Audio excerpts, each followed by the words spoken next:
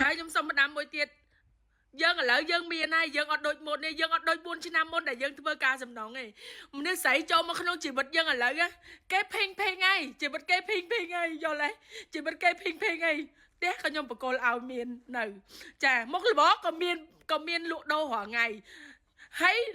ឡានក៏មានលុយក៏មានត្រូវអត់យើងមិនធ្វើសំណងដូចមុនណាយើងមិនពិបាកដូចមុនណាយើងអត់ពិបាកទេអញ្ចឹងមនុស្សស្រីដែលគេមិននៅក្រោយទោះតែគេធ្វើតែដាំបាយស្ល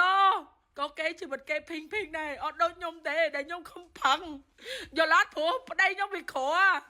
មិនមែនប្តីខ្ញុំមានដូចឥឡូវទេប្តីខ្ញុំធ្វើការសំណងយល់ទេហើយយើងក្លែងមើលទៅរូបរាងយើងពីមុនរូបរាងយើងឥឡូវអ្វីគ្រប់យ៉ាងខ្ញុំទទួលយកយើងបានទាំងអស់មិនថាយើងខំម្ដងពីរដងមកសុំតខ្ញុំលើកលែងតយើងរហូតប៉ុន្តែខ្ញុំអយុត្តិធម៌សម្រាប់ខ្ញុំអត់អាកាសម្ដងក៏មានសម្រាប់ខ្ញុំដែរអត់លើកលែងខ្ញុំដែរអាកាសម្ដងក៏មានសម្រាប់ខ្ញុំដែរបានយល់ឥឡូវវាប្លែក80ដឺក្រេហើយបងឯងអាចមានចម្រេះយកស្រីណាក៏បានដែរយល់